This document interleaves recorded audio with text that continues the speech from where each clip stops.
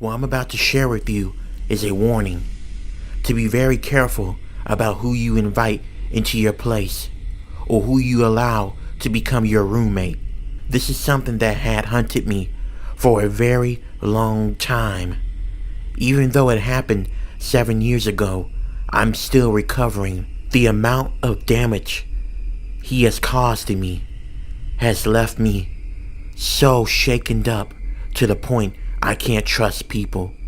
I have to work 2 jobs just to make sure I'm able to pay rent because I refuse to have a roommate. This is what happened. I was working at a factory with Amazon and I was making $30 an hour. I was making good money. I was working for 48 hours a week.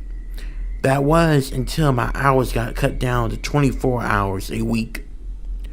And because of that, my paychecks weren't as big as they were before. I wasn't able to pay a whole lot off. I couldn't even at times pay some of the bills. That's when I decided that maybe I need to get a roommate. So I put up an ad online looking for roommates because I was really in desperate need for one. I did have some rules. They had to be clean. They had to pay their portion of the bills. They weren't allowed to bring any guests over without me knowing. And they just had to be respectful of the house. I figured those were simple rules to follow. So no one should have a hard time with those type of rules that I set. Anyway, 2 days later, I got a notification of a dude looking to take me up on my offer. His name was Trevor. He was looking for a place to stay after leaving his parents' place. I was talking to him through the phone, haven't met him yet personally, but from what he was saying, it seems like he checks all the boxes out correctly. When he told me to meet him at Starbucks, I did.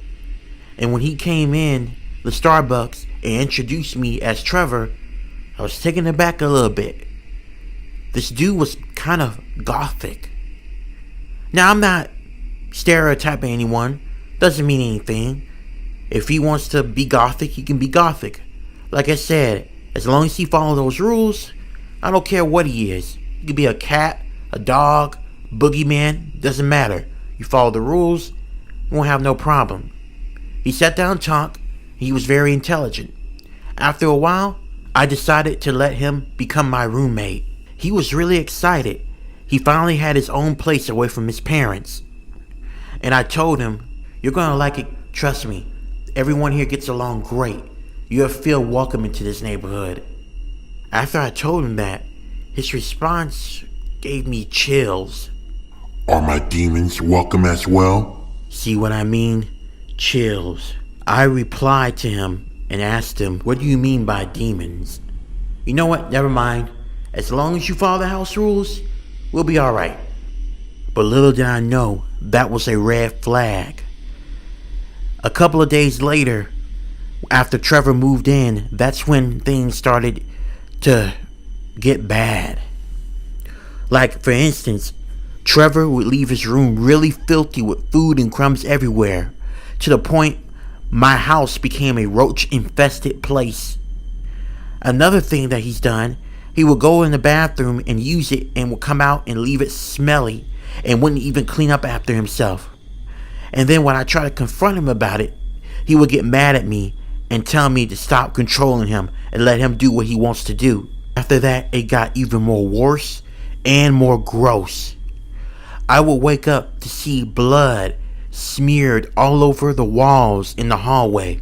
I looked around and I noticed that it was smeared all over my room, everywhere, on my bed, on my walls, the walls I just painted.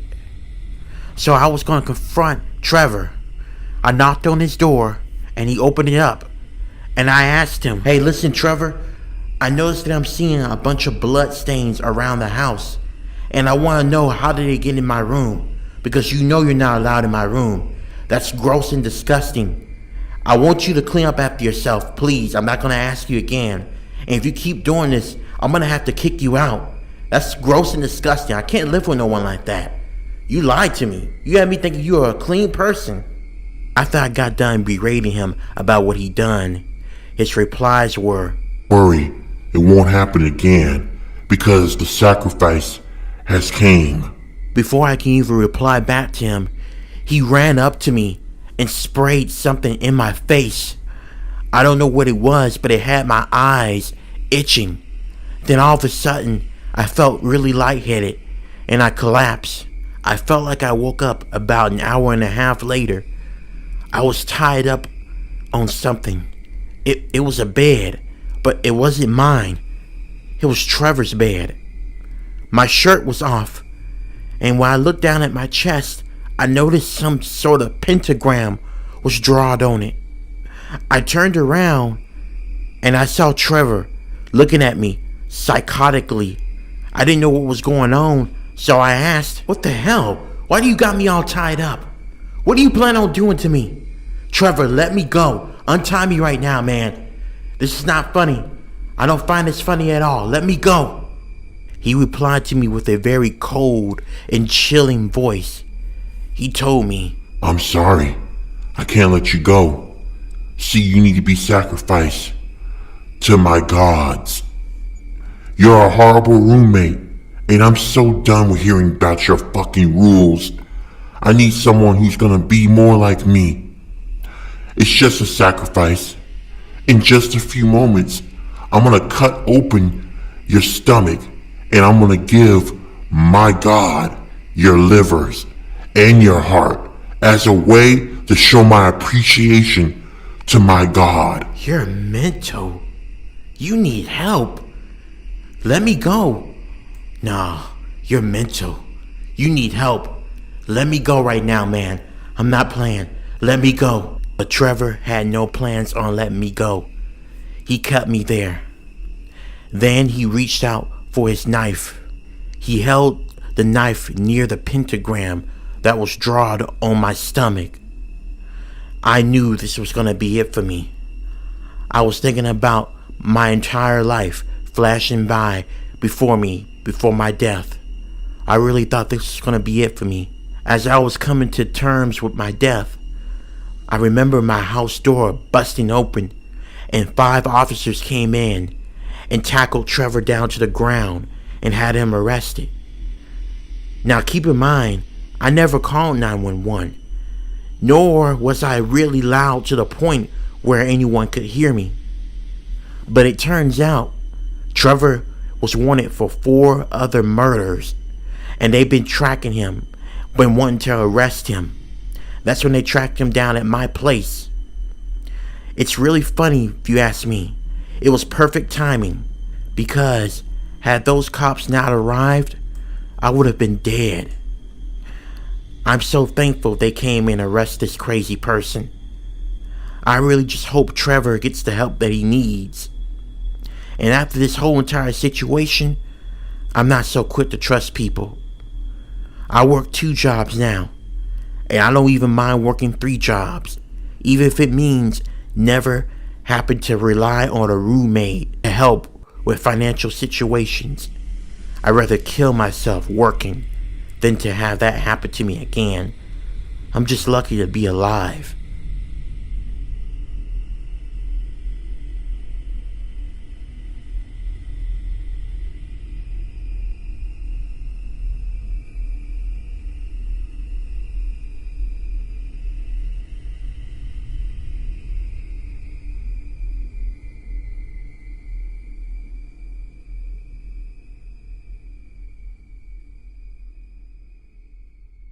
Valentine's Day. One of the most romantic times of the year. It's where couples profess their undying love for one another, go out on dates, celebrate romantically, take a stroll across town, all that good stuff. For me, Valentine's Day reminds me of something so dark and so horrifying that the thought of Valentine's Day coming around leaves me feeling disgusted, sad, and I feel like I'm to blame. I used to be a teacher at this elementary school. It was about 5 years ago.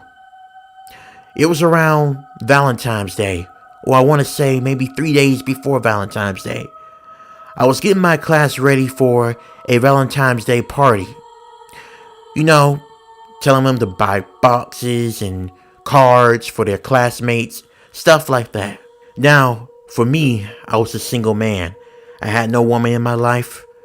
I was by myself. It didn't really bother me too much. But then again, seeing all my friends celebrating Valentine's Day, it kind of made me felt alone. So I decided to take my friend's advice. He told me that I should try going on Tinder. So I did. Immediately I matched with this wonderful woman. We had a lot in common. She was a teacher, so was I.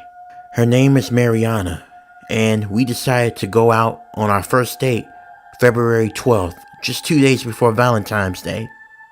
So when February 12th came, me and her went to this nice fancy restaurant.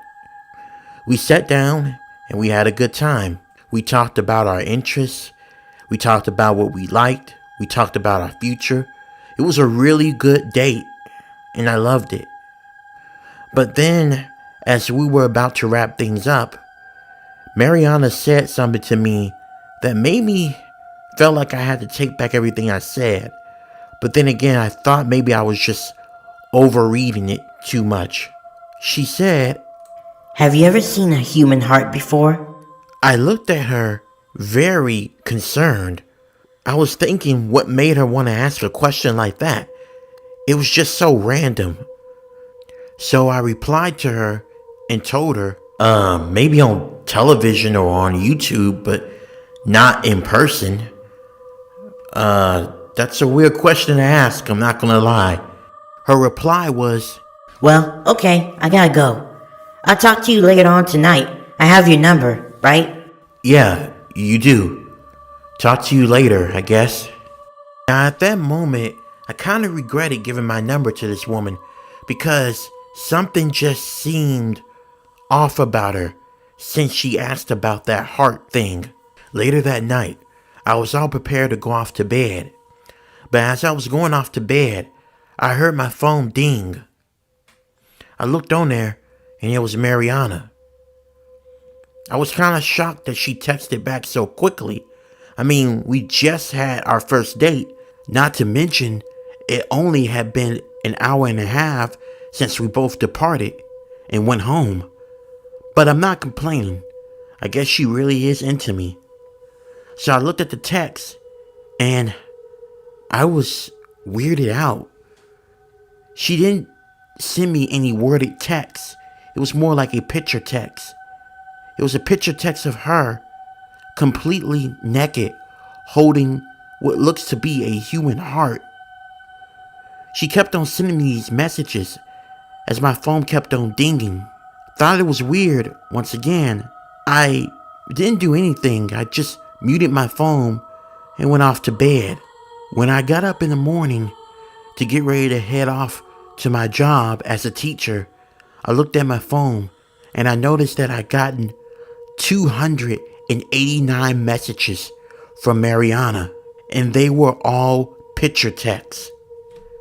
I looked at all of them, and again, she sent me more explicit message and explicit photos. But it was the last text that she sent at around 5:17 a.m. that said, "I really adore you, and I'll do anything for your affection. Even kill for you, my love." And right before I could respond, I got another message from her saying that, "So, I'm making my way towards the school that you work at, that you were telling me so much about. I'm so interested in seeing those kids. I think I want their hearts." I immediately ran to my car. When I got to the school I work at as a teacher, I was running towards my class when I was stopped by another teacher saying that, I noticed a woman was going towards your classroom with some of your students already there. She claimed to be your wife. Do you know her? I didn't respond to my coworker. I just kept on running until I found my classroom. And when I went in there, I was met with something so shocking, so unbelievable. I can't even describe what I saw. Mariana was there, and 3 of my students were dead. She ripped their hearts out, and she turned towards me and raised the hearts of those kids at me and said, Just like I promised, I'll kill for you. Happy Valentine's Day. Here's your hearts. This right here represents my love for you. You're my one and only. I love you. I'm crazy about you. Please accept me. Please. after she got done, I had one of the biggest grins on my face. Finally, a woman who is just as crazy as me. She is definitely the one that I've been looking for. After she done that, I told her, so you're willing to kill for me? I like that. Let's get out of here, Mariana, before the cops come. You understand me very well. The best Valentine's Day gift I ever gotten. Let's go. Let's run away together.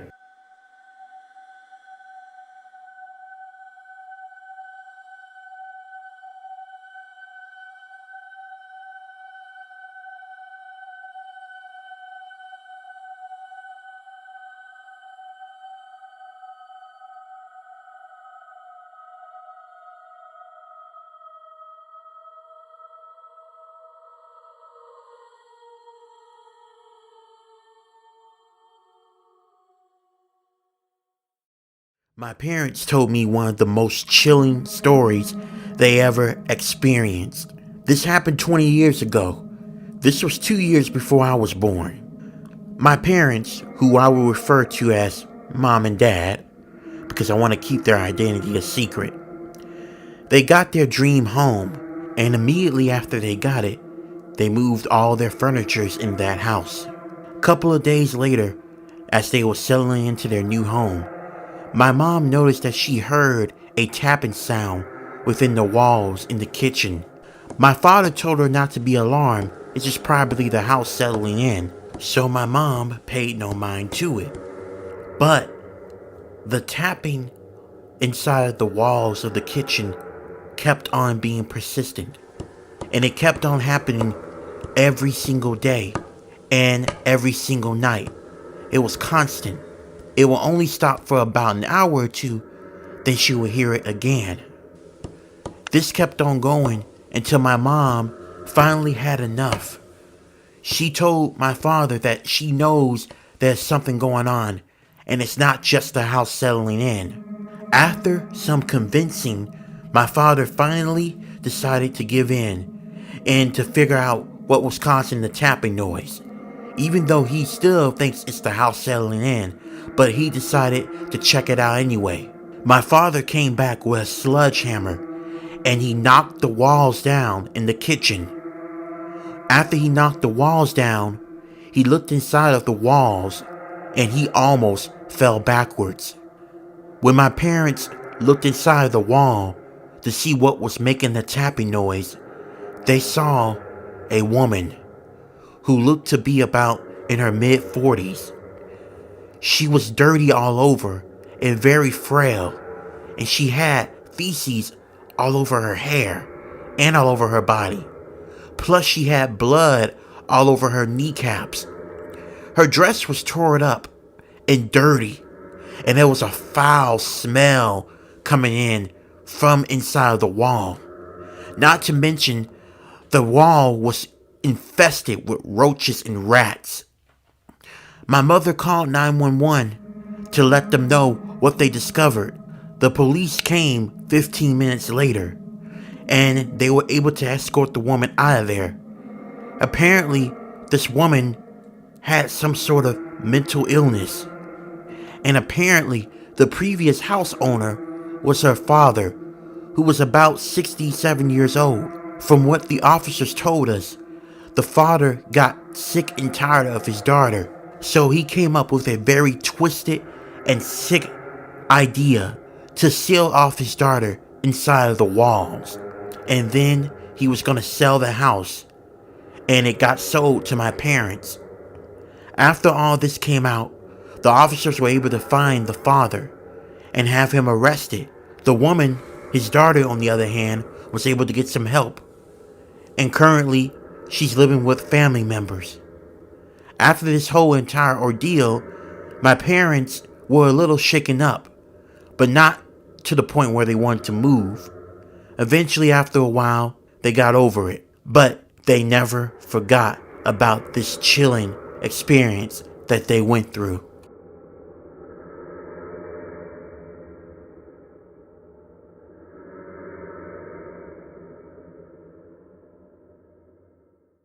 There are two types of emotions I feel every time I look down at my two amputated legs.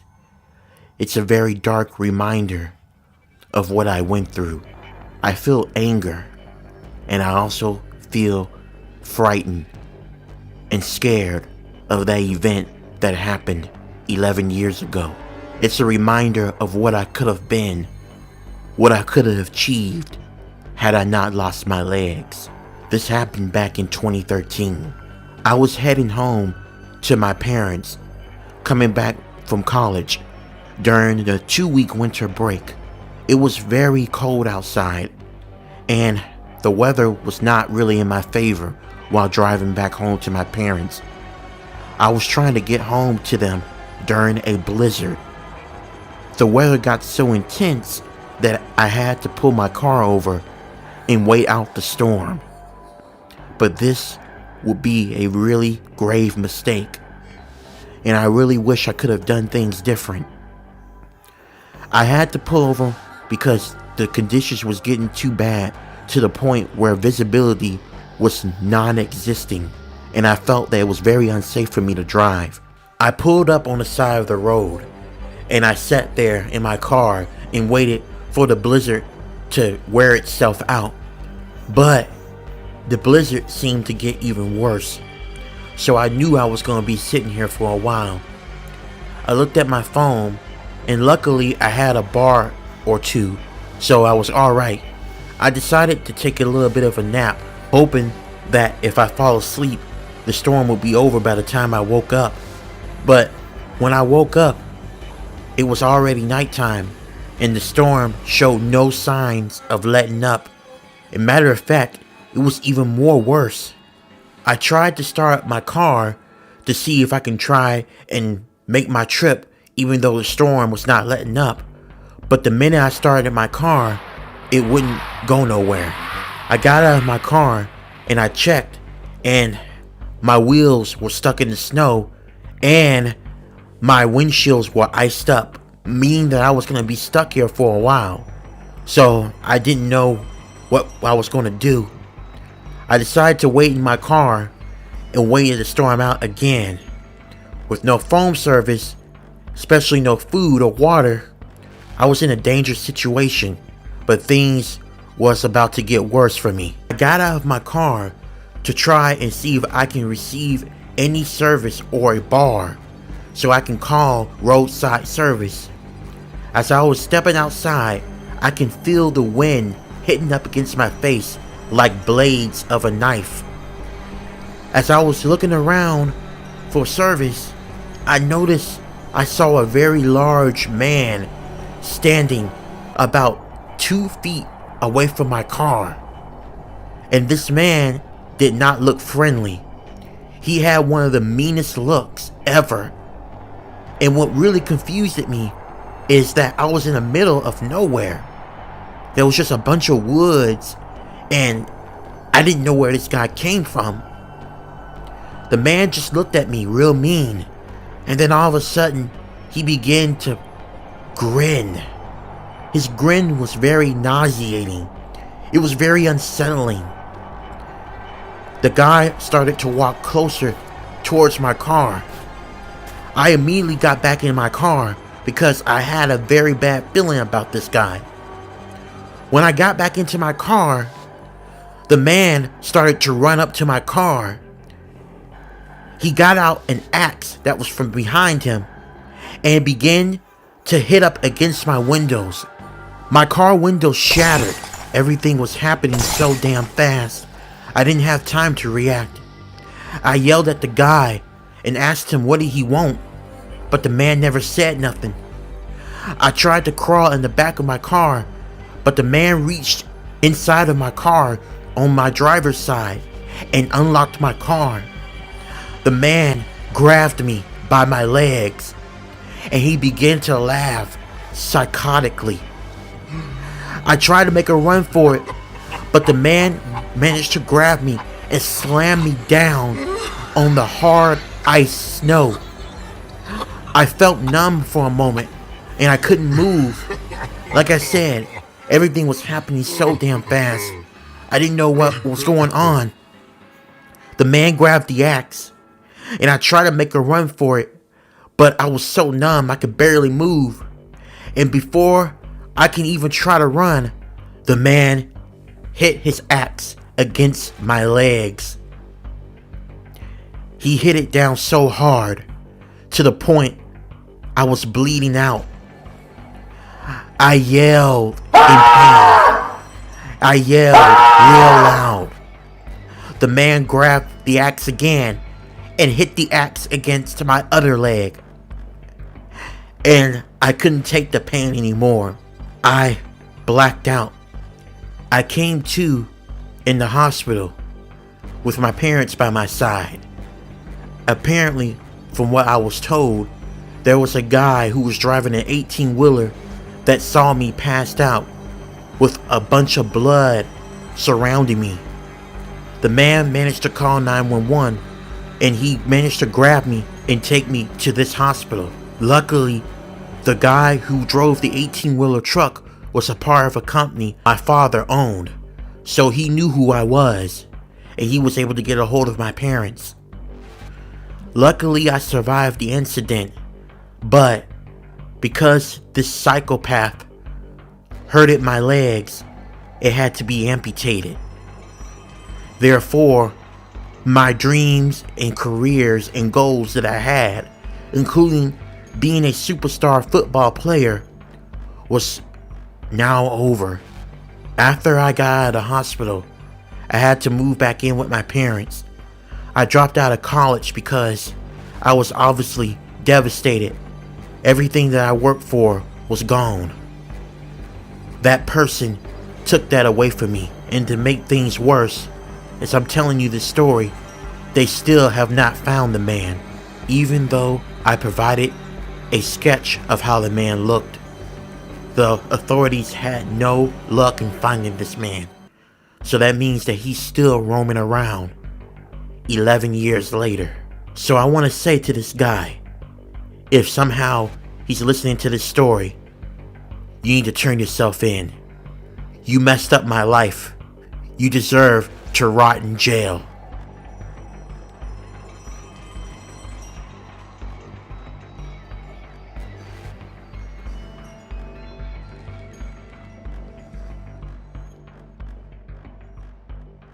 Hello, my name is Brian, and I'm gonna share with you something that I experienced while working in Walmart as a night stalker.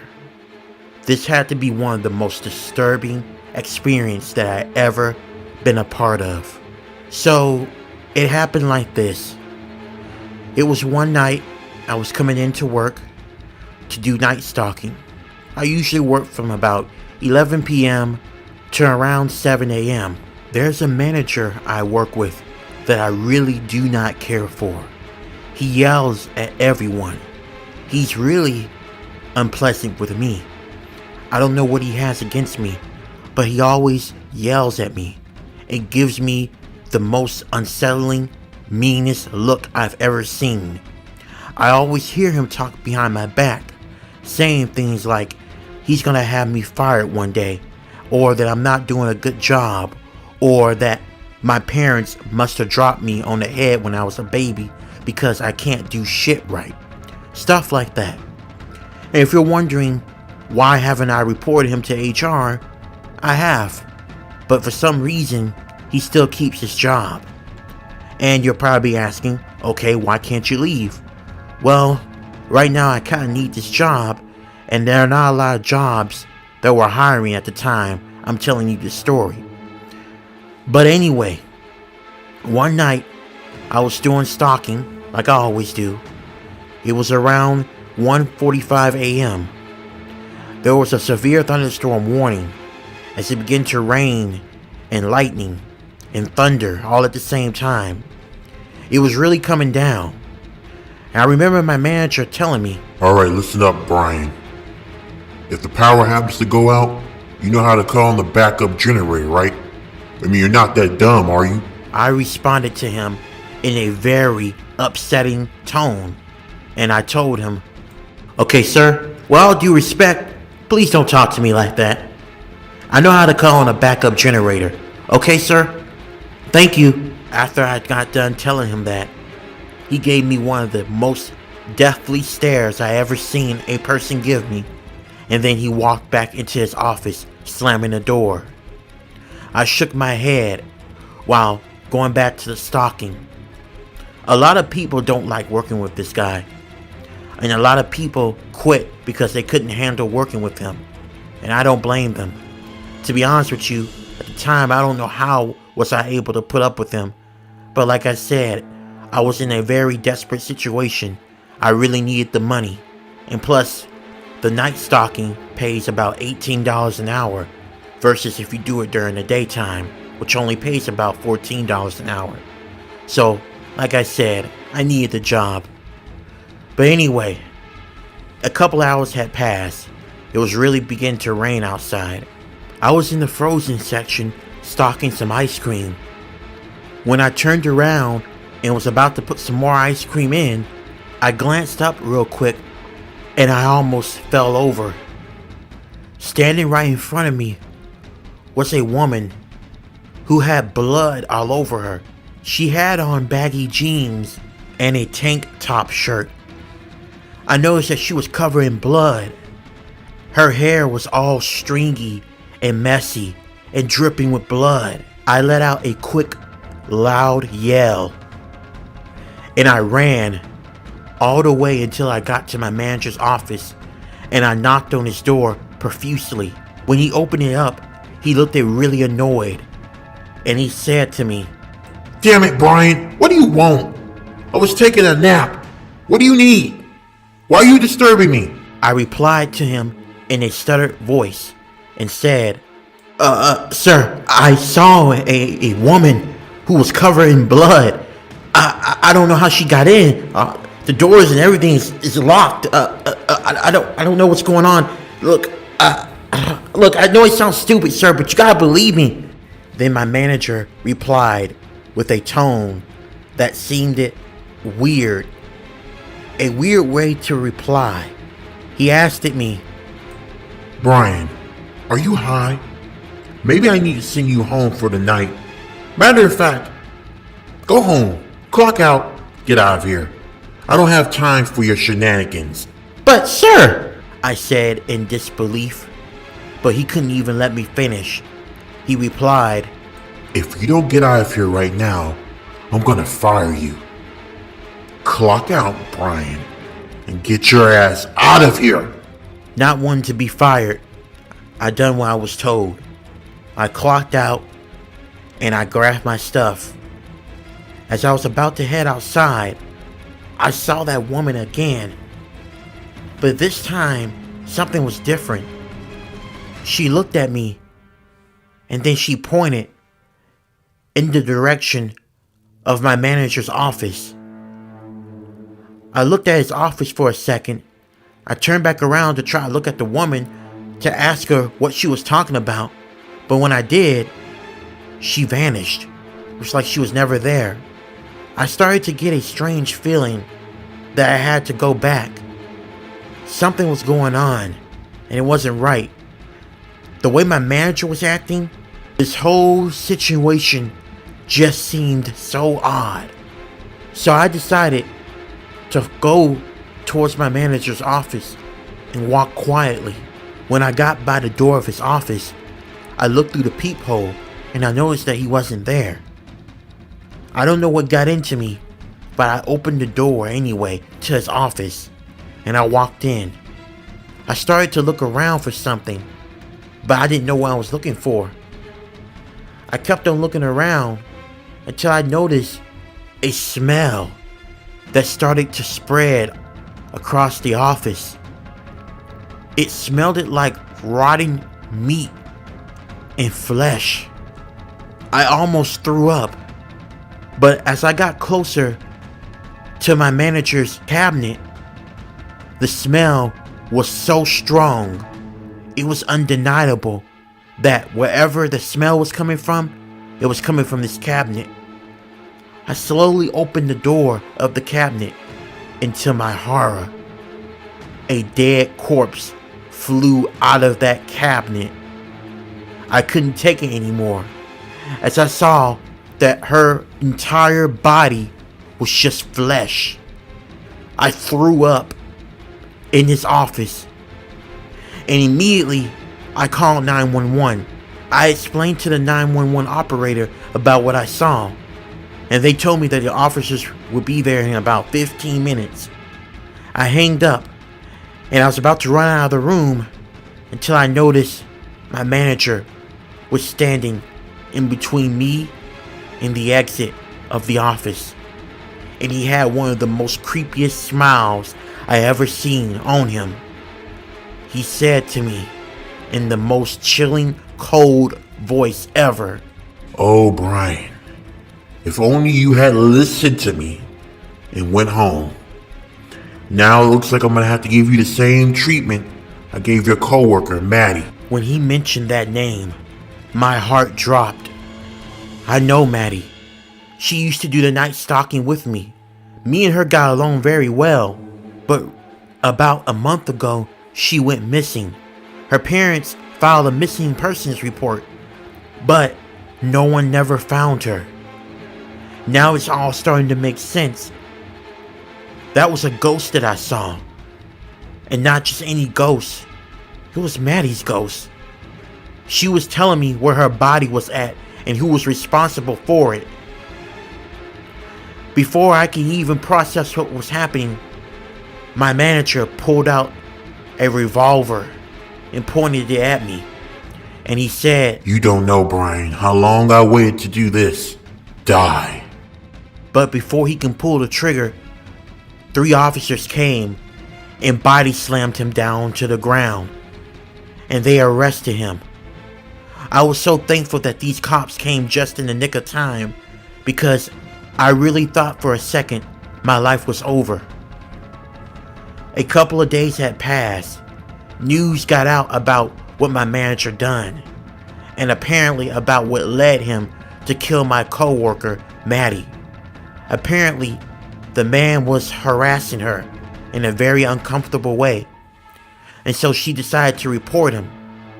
When he found out that she reported him, he made it an effort to get rid of her, because if she was gone, there was no way that he can get in any type of trouble and he could still keep his position as manager. So one night, when Maddie came to get the rest of her stuff because she already applied for a different job and she was leaving, the manager came and grabbed her and stabbed her to death. There was little to no fighting on Maddie's part. My manager was more stronger, and he killed her like some animal. From what I heard, he's serving 3 life sentences in prison. I hope that bastard never sees the light of day again.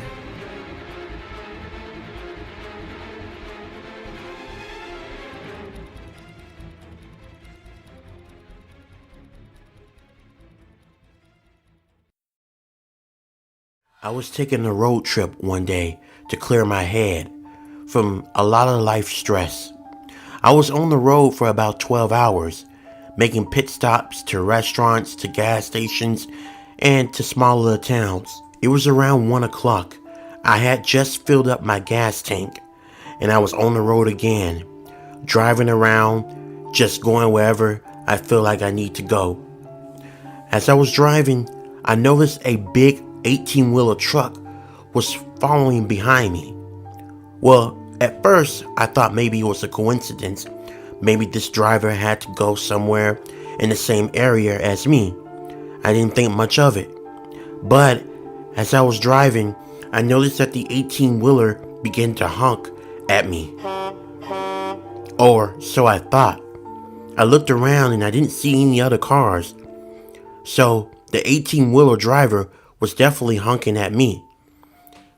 I kept driving and paid the guy no mind. But as I was doing that, the 18-wheeler began to speed up behind me and slammed in the back of my car. It was so hard that my car flipped over and it tumbled down a wooded forest. The last thing I remember was blacking out. When I came to, I woke up to seeing the sun blazing down on me. I don't know how long I was knocked out for, but it felt like I was knocked out for about a couple of hours. I remember being in my car still, and it was upside down. I managed to get myself out of the car, and luckily, I only had a few minor bruises, considering that the accident was pretty bad. But I wanted to know who was the person that pushed me off the road. It was an 18-wheeler, but unfortunately, I never got its license plate number. I managed to get help, and I called the police. They came and they did an investigation. But unfortunately, there was nothing much they can do because they didn't know how the guy looked, nor did they have his license plate number. I was upset. I want the person who done this to me to be brought to justice. But since there was a lack of evidence, forcibly, I had to let it go. Luckily, I was able to get a car replacement, so everything turned out to be alright. 6 months later, I decided to go on another road trip, thinking that I should be alright, because I know that guy's not going to be there again to try and finish me off. So, I took the road trip again. Everything was alright. I like being outdoors, on road trips, traveling to towns and restaurants in different areas. I had a good time. It was 2 o'clock in the morning, and I noticed I saw a big 18-wheeler coming up behind me. For a second, I thought maybe it was just another guy driving an 18-wheeler truck. But it wasn't until I looked at the truck real good and noticed the features matches the one that pushed me off the road and caused my accident. The minute I saw that, I decided to take a stand. There was no fucking way this person was gonna pull that shit again. I drove until I saw another exit. I turned and I didn't see the 18-wheeler. It was like it vanished out of nowhere. But before I can even celebrate, my car stopped on me. I ran out of gas. I tried to call roadside service, but when I looked at my phone, there was no bars on there, meaning that I couldn't make a call to no one. I tried to see if I can use the GPS on my phone to see where was the nearest gas station, but then my phone died on me. I was stranded, with my phone dead, no way for me to get help. I was in serious trouble, but my troubles were about to get worse. As I was figuring out what I should do, I heard that 18-wheeler truck driving closer to me, closer and closer until it parked near my car. I turned around and my heart began to beat really fast. The door opened and out came a big man. He looked like he was about 6.5 feet tall. He came walking towards me with a creepy smile. And then he said to me, I can't believe you're still alive.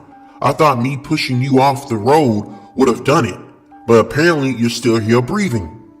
But that's not going to be the case this time. I'm going to make sure you die, and I'm going to make sure that you die. I'm going to watch you, because you don't deserve to live, especially after what you did to my daughter. your wife that you claim to love. I know you killed her because you wanted insurance money, and you're using it right now to go out and hike and go out here to live your best life while my daughter is 6 feet under. Damn, I guess I wasn't entirely truthful to you guys. Yes, indeed, I murdered my wife, and I wanted her insurance money. But damn, I didn't think her father would find me again. But I came prepared. The man walked closer to me while holding a gun. As he came closer, I knew this was it. This was my opportunity. The moment he got closer with the gun, I grabbed it and I shot him 4 times. I made sure that he was dead, so I shot him 2 more times, and I watched as the dark red blood oozed out of his body. There was no way I was gonna let my wife's father turn me into the police department. But I guess it's too late. I see a bunch of officers. They're coming for me.